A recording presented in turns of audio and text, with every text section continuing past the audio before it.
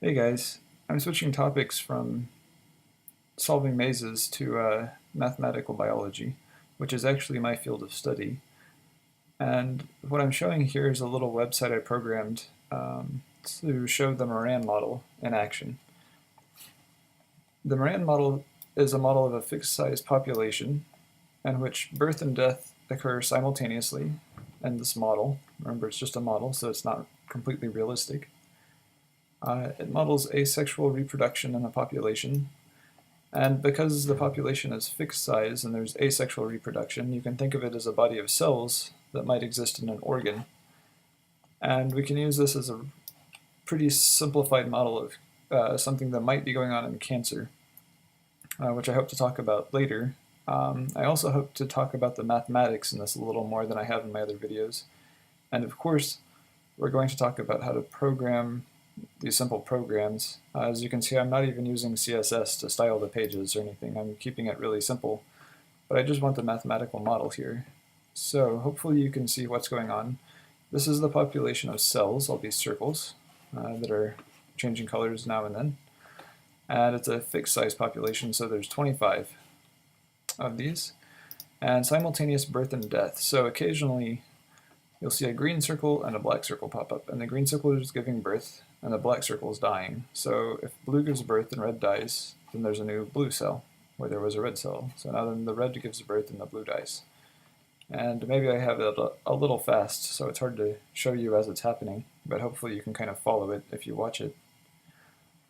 The reproduction is asexual because only one cell is giving birth by itself, so this red cell that gave birth, it doesn't need a partner to reproduce. And below, I have a count. So how many red cells are there? How many blue cells are there? You can think of these red and blue as maybe the blue has a mutation. So it's a little bit different than the red cells.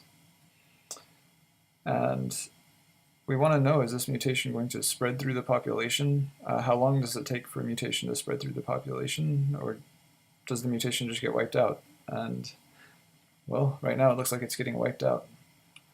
How likely is it to be wiped out? Because it's a little bit smaller than the red population right now. So as you can see, I have 16 reds and 9 blues in the current state.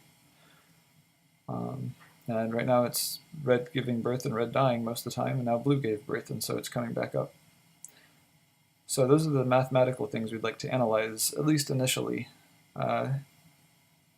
Maybe we'll get into some even more complex models. You can extend the Moran model in all sorts of interesting ways. In fact, I've published research papers on that. And we could also add spatial dynamics and a whole slew of other things. Actually, this is an area where there's a lot of research being done. Maybe I'll link to another video that's more of just motivation than anything else. Not that it shows a lot of deep math or anything, but it's a kind of an exciting video of why you might be interested in this field, in this sort of area of mathematics. I'll try to keep the math simple, mostly algebra and some probability theory.